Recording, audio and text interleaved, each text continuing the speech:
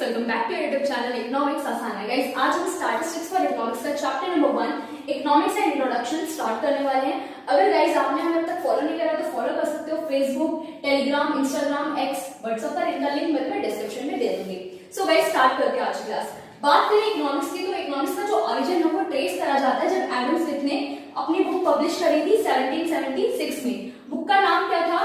N inquiry into the nature and causes of wealth of nation. कि inquire करना है हमें नेचर में और वो कॉजेस फाइंड करने हैं जिससे हम नेशन की वेल्थ को इंक्रीज कर सकें। इसको हम और डिटेल में डिस्कस करेंगे जब हम इकोनॉमिक्स की डेफिनेशन पढ़ेंगे जो कि किसने दी थी? एडम स्मिथ ने।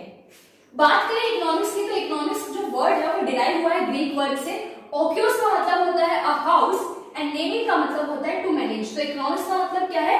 House hold management. तुम्हारी मम्मी क्या करती है? हाउस को मैनेज करती है। कि तुम्हारी मम्मी को पर मंथ क्या देते हैं तुम्हारे पापा? एक लिमिटेड सैलरी देते हैं, लिमिटेड फाइनेंशियल रिसोर्सेज होते हैं तुम्हारी मम्मी के पास। तो उस लिमिटेड फाइनेंशियल रिसोर्सेज को इस तरीके से मैनेज करती है कि सारी नीड जो है सेटिस्फाई हो सके। तो तुम्हारी मम्मी देखती है कि भाई इतने पैसे तुम्हारे फीस में जाएंगे, इतना स्टेशनरी का सामान आएगा, इतना घर का राशन आएगा, ठीक है, इतने के कपड़े आएंगे। तो पूरा अच्छे से मैनेज करती है। मतलब जो लिमिटेड फाइनेंशियल रिसोर्सेज है उसको ऑप्टिमम मैनर में यूटिलाइज करने की कोशिश करती है ताकि मैक्सिमम वांट सेटिस्फाई हो सके। तो हमारी इकोनॉमी भी क्या है? एक हाउस की तरह ही है और जो अवेलेबल रिसोर्सेज हैं उसको ऑप्टिमम मैनर में क्या करें? यूटिलाइज करें ताकि मैक्सिमम वांट सेटिस्फाई हो सके पीपल की। तो समझ में आया इकोनॉमिक्स क्या है? हाउस होल्ड मैनेजमेंट है, क्योंकि इकोनॉमी भी क्या है? हाउस की तरह। उसमें अवेलेबल रिसोर्सेज को इस तरीके से मैनेज करना है कि मैक्सिमम वांट्स को हम सेटिस्फाई कर सकें। Earlier known as political economy. Economics को अर्लियर पॉलिटिकल इकोनॉमी के नाम से जाना जाता था। ऐसा क्यों? क्योंकि पहले के टाइम पे इतना स्कोप नहीं था इकोनॉमिक्स का। पहले के टाइम पे हम स्टडी करते थे कि इकोनॉमिक सिस्टम का क्या रिलेशनशिप है पब्लिक की पॉलिसीज के साथ या गवर्नमेंट के साथ, गवर्नमेंट के लॉज वगैरह के साथ। तो लिमिटेड था पॉलिटिक्स से रिलेटेड, ठीक है, गवर्नमेंट से रिलेटेड। बट आज के टाइम पे स्कोप जो है वो इकोनॉमिक्स का वो वाइडर हो गया है। अब बात करें डेफिनेशन ऑफ इकोनॉमिक्स की तो डेफिनेशन इकोनॉमिक्स की बहुत सारी है। हम 4 डेफिनेशन को डिस्कस करेंगे। सबसे पहले definition wealth definition, then welfare definition, then scarcity definition and then growth oriented definition. Basically सारे डेफिनेशन से जो जिस्ट निकल के आएगा ना वो सेम ही रहेगा कि हमें क्या करना है?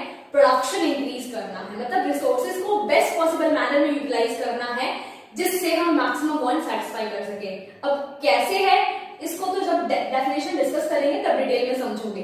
मतलब कहने वाली बात ये है कि एक ही चीज को ना अलग अलग तरीके से बताया गया है। होता है ना, तुम्हारे डेली लाइफ में भी देखा होगा, एक ही बात को 4 लोग 4 तरीके से बताते हैं। तो सेम यहाँ पे है। तो समझते हैं। सबसे पहले डेफिनेशन आती है वेल्थ डेफिनेशन, जो कि किसने दी है? एडम स्मिथ ने दी है। इवन जब बुक का नाम बताया मैंने तो उसमें भी वेल्थ का डिस्कशन करा गया था। तो वेल्थ पर फोकस करा था। वेल्थ का मतलब यहाँ पे मनी से नहीं है।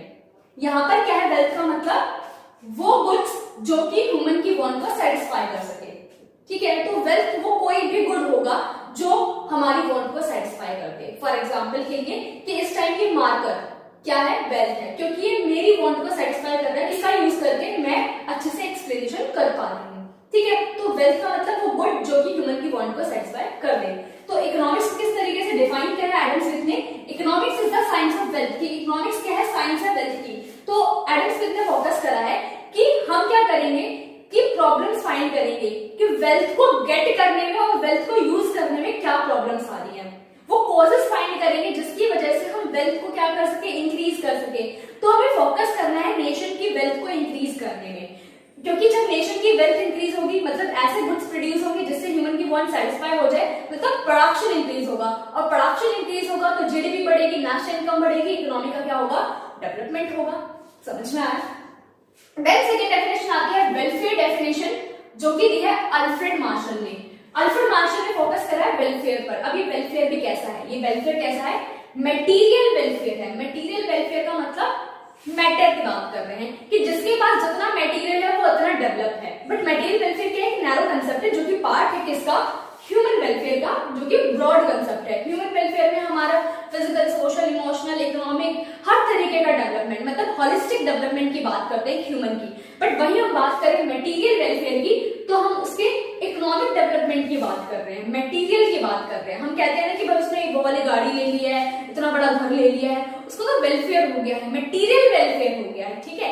मटेरियल वेलफेयर ह्यूमन वेलफेयर का पार्ट है। अब किस तरीके से अल्फ्रेड मार्शल ने इकोनॉमिक्स को डिफाइन करा है, economics is the study of man, कि मैन की स्टडी करनी है in the ordinary business of life, कि एक मैन की स्टडी करेंगे ordinary business of life. Ordinary business of life का मतलब क्या है, जब मैन क्या कर रहा है, अपनी डेली लाइफ एक्टिविटीज परफॉर्म कर रहा है। वो इकोनॉमिक भी हो सकती है और नॉन इकोनॉमिक भी हो सकती है, ठीक है। फॉर एग्जांपल के लिए एक डॉक्टर जो है पेशेंट्स को ट्रीट कर रहा है, या एक टीचर जो है स्कूल में पढ़ा रही है, तो जितनी भी एक्टिविटीज परफॉर्म कर रहे हैं हम डेली लाइफ में, उसमें हम मैन की स्टडी करेंगे कि किस तरीके से वो गेट करता है। It enquires how he get his income and how he uses it. अब जितनी भी वो इकोनॉमिक एक्टिविटीज परफॉर्म कर रहा है, इसलिए कर रहा है इनकम को गेट करने के लिए, और उसको यूटिलाइज करेगा अपनी नीड को सेटिस्फाई करने के लिए।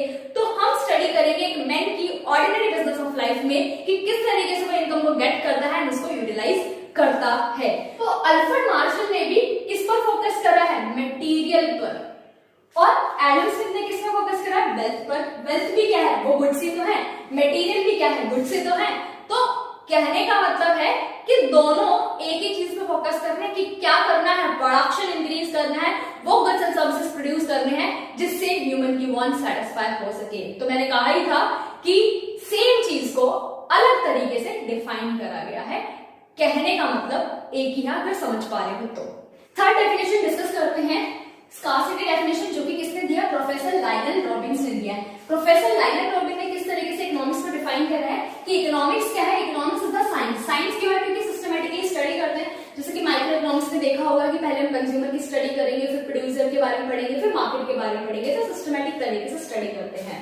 विच स्टडी, क्या स्टडी करेंगे, human behaviour as a relationship between ends and scarce means which have alternative uses, कि ह्यूमन के बिहेवियर की स्टडी करेंगे कि किस तरीके से ह्यूमन बिहेव करेगा जब उसकी एंड्स मतलब वॉन्ट्स क्या है, अनलिमिटेड है, और रिसोर्सेज क्या है, मींस क्या है, स्कार्स है, और जिसके क्या है, अल्टरनेटिव यूजेस भी है, मतलब एक से ज्यादा यूजेस भी हैं। तो ह्यूमन किस तरीके से बिहेव करेगा जब हम इसकी स्टडी करेंगे, वो क्या कहलाएगी, इकोनॉमिक्स कहलाएगी, according to professor Lionel Robbins. अब ये जो डेफिनेशन है स्कार्सिटी की, प्रोफेसर लायनल रॉबिन ने अपनी बुक में दी थी 1932 में। बुक का नाम क्या था, an essay on the nature and significance of economic science. अब बात करें कि हमारी इकोनॉमी में 3 इकोनॉमिक प्रॉब्लम जो है अराइज होती है। सबसे पहली आती है अनलिमिटेड ह्यूमन वांट्स, कि हमारी जो वांट्स है ना वो क्या है, अनलिमिटेड है, मतलब कभी भी फुल्ली सेटिस्फाई नहीं होती, नेवर एंडिंग है। एक सेटिस्फाई होती तो दूसरी अराइज हो जाती, कीप ऑन मल्टीप्लाइंग है। एग्जांपल से इसको समझते हैं। फॉर एग्जांपल के लिए कि मैं स्कूल पैदल जाती थी, तो मेरे को क्या चाहिए, फिर बाइसाइकिल चाहिए, बाइसाइकिल ले ली तो स्कूटी चाहिए, स्कूटी ले ली तो बाइक, बाइक ले ली तो कार। मतलब हमारी वांट जो कभी भी फुल्ली सेटिस्फाई नहीं होती, एक सेटिस्फाई होती है तो दूसरी अराइज हो जाती है। सेकंड जो प्रॉब्लम आती है वो आती है स्कार्सिटी ऑफ रिसोर्सेज, कि रिसोर्सेज क्या है, स्कार्स हैं। स्कार्स मतलब कमी है। क्यों कमी है, क्योंकि जो हमारी वांट्स है ना वो अनलिमिटेड है in comparison to our resources. Resources कैसे है, लिमिटेड है, मतलब कि हम डिमांड तो ज्यादा कर रहे हैं रिसोर्सेज की, बट जो सप्लाई है रिसोर्सेज की वो क्या है, कम है। इसलिए हमें स्कार्सिटी की प्रॉब्लम जो है वो फेस करनी पड़ती है। अब ये जो स्कार्सिटी की प्रॉब्लम है, ये कैसी प्रॉब्लम है, यूनिवर्सल है, परवेसिव है, सिर्फ मैं फेस नहीं कर रही हूँ, ये तुम भी फेस कर रहे हो, ये इंडिया भी फेस कर रहा है, ये अमेरिका भी फेस कर रहा है, हर एक कंट्री इसको फेस कर रही है। ये जो प्रॉब्लम है ये यूनिवर्सल है, ठीक है। अब किस तरीके से स्कार्सिटी है रिसोर्सेज की, फॉर एग्जाम्पल के लिए कि मान लो मेरे पास 20,000 क्या है, रुपीज है, ठीक है। अब इस 20,000 में मैं या तो एक एलईडी टीवी ले लूं या फिर एक नॉर्मल सा लैपटॉप ले लूं। अब मेरे पास क्या है, इन दोनों में से एक चूज करना पड़ेगा, क्योंकि मेरी डिमांड तो ज्यादा है, मतलब मैं टीवी भी लेना चाहती हूँ, लैपटॉप भी लेना चाहती हूँ, बट क्या 20,000 में ये दोनों चीज आ जाएंगी, नहीं। तो अब इस केस में क्या करेंगे, जो हमारे वांट्स है ना उसमें हमें देखना पड़ेगा, प्रायोरिटाइज करना पड़ेगा वांट को, कि कौन सी चीज अर्जेंट है, मोस्ट इंपॉर्टेंट है। तो मेरे को पढ़ाई के लिए क्या चाहिए, लैपटॉप चाहिए, तो मैंने क्या करा, प्रेफर करा लैपटॉप, मतलब चूज करना पड़ा, क्योंकि रिसोर्सेज के क्या है, एक से ज्यादा यूजेस है, जो कि थर्ड प्रॉब्लम आती है ऑल्टरनेटिव यूज ऑफ रिसोर्सेज, मतलब कि वेरियस यूजेस है रिसोर्सेज के। इस जो 20,000 के सिर्फ 2 यूज नहीं है, और भी बहुत सारे यूज हैं, तो तो बहुत सारे यूज है, इस वजह से क्या करना पड़ता है, चूज करना पड़ता है। अब वो चूज कैसे करेंगे वो पर्सन टू पर्सन वेरी करता है कि भाई उसकी क्या प्रायोरिटी है, उसके लिए क्या इंपॉर्टेंट है, क्या अर्जेंट है। ठीक है, एक और एग्जांपल से समझते हैं। फॉर एग्जांपल के लिए लैंड है, उस लैंड पर हम हॉस्पिटल भी बना सकते हैं, ठीक है, स्कूल भी बना सकते हैं, या मैं उस पर फार्मिंग कर सकती हूँ, या प्रोडक्शन के लिए एक फैक्ट्री ओपन कर सकते हैं, और भी बहुत सारे यूजेस हैं। तो अब यहाँ पर क्या है, जो एक लैंड है उसके वेरियस यूजेस हैं, वेरियस यूजेस हैं, तो हमें क्या करना पड़ेगा, चूज करना पड़ेगा। तो फॉर एग्जांपल के लिए कि हमने चूज करा कि स्कूल ओपन करते हैं, क्वालिटी ऑफ एजुकेशन प्रोवाइड करेंगे स्टूडेंट्स को। अब जो चॉइस है वो पर्सन टू पर्सन वेरी कर सकती है, हो सकता है तुम्हारे लिए कुछ और इंपॉर्टेंट हो, कुछ और अर्जेंट हो, मेरे लिए कुछ और, ठीक है, प्रायोरिटीज डिफर कर सकती हैं। तो ये तीन प्रॉब्लम हमारी अराइज होती हैं। इवन स्कार्सिटी की प्रॉब्लम तो तुम डेली लाइफ में भी फेस करते हो। फॉर एग्जांपल के लिए किसी गुड की शॉर्टेज हो जाती है तो तुमने देखा होगा उसका प्राइस बढ़ जाता है। ऐसा क्यों होता है, क्योंकि डिमांड ज्यादा है, सप्लाई कम है। अब सप्लाई तो बढ़ा नहीं सकते तो प्राइसेस बढ़ जाते हैं। ठीक है, क्राउडेड बसेस देखा होगा, क्योंकि डिमांड ज्यादा है, सप्लाई कम है, इतनी बस अवेलेबल नहीं है जितनी लोग डिमांड कर रहे हैं। तो स्कार्सिटी ही क्या है, रूट है इकोनॉमिक प्रॉब्लम की। अगर स्कार्सिटी ना हो ना तो कोई इकोनॉमिक प्रॉब्लम एग्जिस्ट ही नहीं करती है। ठीक है, देन आता है हमारी फोर्थ डेफिनेशन जो कि है ग्रोथ डेफिनेशन, जो किसने दिया है, प्रोफेसर सैमुअलसन ने दी है। इकोनॉमिक्स क्या है, economics is the study of how man and society choose, कि किस तरीके से मैन एंड सोसाइटी चूज करती है विद और विदाउट यूज ऑफ मनी, या तो मनी के यूज के साथ या विदाउट मनी भी, टू एम्प्लॉय स्कार्स रिसोर्सेज। हमने पढ़ा है कि रिसोर्सेज क्या है, स्कार है in comparison to unlimited human wants which could have alternative uses। और रिसोर्सेज स्कार नहीं है, सिर्फ ये प्रॉब्लम नहीं है, उसके ऑल्टरनेटिव यूजेस भी हैं, इसलिए चूज भी करना पड़ता है। To produce various commodities over time and distribute them for consumption now and in the future among the various people and group of society. तो जो प्रोफेसर सैमुअलसन ने डेफिनेशन दी है ना, वो ग्रोथ ओरिएंटेड है, ग्रोथ पे फोकस करा है इन्होंने। इनकी जो डेफिनेशन है वो काफी कॉम्प्रिहेंसिव है। ऐसा क्यों, क्योंकि इसमें हम स्टडी करते हैं कि कैसे मैन एंड सोसाइटी मनी का यूज करके या विदाउट मनी भी जो स्कार्स रिसोर्स है, जिसके ऑल्टरनेटिव यूज हैं, उसका यूज करके कमोडिटीज प्रोड्यूस करेगी और उसको डिस्ट्रीब्यूट करेगी, अब के यूज के लिए भी और फ्यूचर के यूज के लिए भी। मतलब सस्टेनेबल डेवलपमेंट की भी हम कहीं ना कहीं बात कर रहे हैं कि आज ही सब कुछ खत्म नहीं कर देना है, फ्यूचर जनरेशन के लिए भी बचाव कर रखना है। ठीक है, तो प्रोफेसर सैमुअलसन की डेफिनेशन जो फोकस करती है कि इकोनॉमिक्स क्या है, सोशल साइंस है। सोशल साइंस क्यों है, सोशल इसलिए क्योंकि ह्यूमन की स्टडी कर रहे हैं, मैन की स्टडी कर रहे हैं जो कि सोसाइटी का पार्ट है, और साइंस इसलिए क्योंकि सिस्टमैटिकली स्टडी करते हैं। और उन्होंने फोकस करा है इकोनॉमिक ग्रोथ पर, कि जितना ज्यादा हम प्रोडक्शन करेंगे इकोनॉमी की ग्रोथ होगी, और सोशल वेलफेयर पे भी, कि इस तरीके से हमें कंजम्पशन के लिए गुड्स को डिस्ट्रीब्यूट करना है कि करंट नीड के साथ साथ फ्यूचर की नीड भी सेटिस्फाई हो सके। तो गाइस ये हमारी डेफिनेशन थी, 4 डेफिनेशन हमने डिस्कस करी।